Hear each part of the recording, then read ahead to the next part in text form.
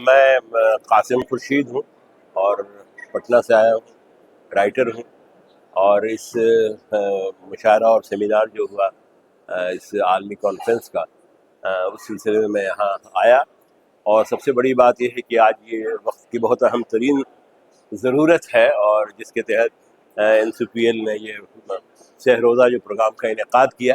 اور جس میں بہت سی نئے موضوعات پر گفتگو کی گئی ہے. اور جو ہمارے پرائم منسٹر کا جو ایک خواب ہے، جو ایک وکست بھارت وہ دیکھنا چاہتے ہیں، 2047 کا ہندوستان کیسا ہوگا،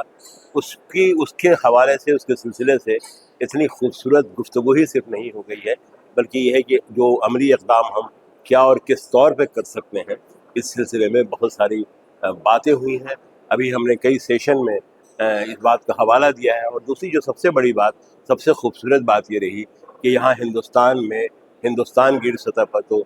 مشاعرے بھی ہوتے رہتے ہیں، سیمینار بھی ہوتے رہتے ہیں، لیکن یہ پہلا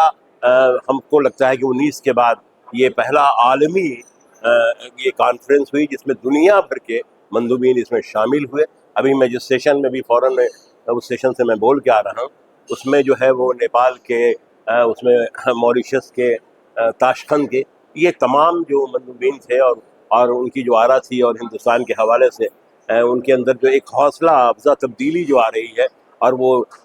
زبان کی سطح پر اور تہذیب کی سطح پر کس طور پر ہم جڑ سکتے ہیں، اس حوالے سے یہ جو پوری کانفرنس ہے یہ بےحد کامیاب ہے. اس کے لیے ہم وزیر اعظم کو اور ساتھ کے یہاں کے جو